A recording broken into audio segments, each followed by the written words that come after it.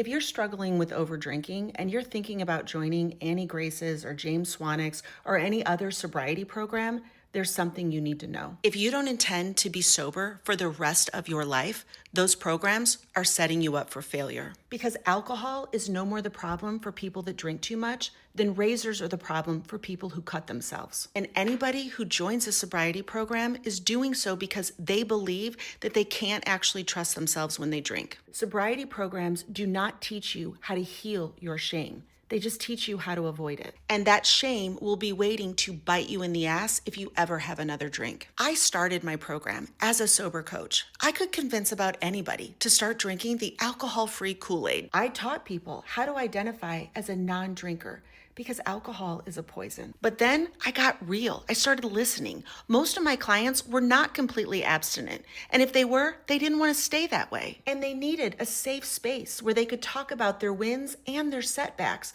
without feeling judged or ashamed because they'd had a drink. And so I became a mindful drinking coach because a period of sobriety does not teach you how to drink in moderation. Your brain only learns from experience. Measuring, counting, and thinking about how much you should or shouldn't drink just keeps that obsession alive. If you've ever been a normal drinker, you can absolutely 100% go back to being a normal drinker if you're willing to do the work to rewire your neural pathways, which is what I teach. You got to change who you think you are and the story you're telling yourself about your own ability to become the version of you who no longer has any desire to drink to the point where you're numb, dumb, and stupid. And every single sobriety program out there is doing it wrong because they are reinforcing the black and white, all or nothing mindset instead of teaching you how to manage your mind and become a less is more person who actually prefers drinking in moderation. Overdrinking is a thinking problem, not a drinking problem.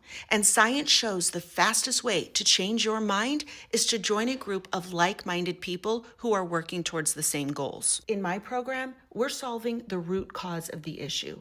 Our goal is to get happy, not sober, because happy people don't drink themselves into a stupor. My program is filled with women who have spent a lot of money on sobriety programs only to find themselves back on that slippery slope. If you want to permanently solve your problem, you have to start learning from your mistakes, not avoiding them. If you want to learn how to reduce your drinking by about 80% with my emotional sobriety method, click the link in my profile and apply for a free discovery call.